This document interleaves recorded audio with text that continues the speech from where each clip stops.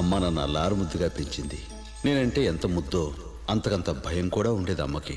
ఎందుకంటే నేను ఎంత బుద్ధిగా ఉండేవాడినో అంత అల్లరివాడిని కూడా. నాకు బాగా గుర్తు, ఓనాడు అమ్మా నాకు ఆకలిస్తుంది, కొంచెం తాయిలం పెట్టు.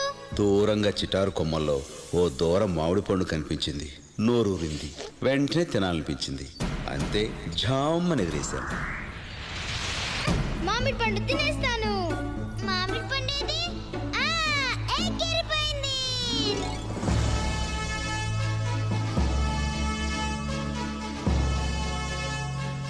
ఎక్కడికి ఎగురుతున్నాడు?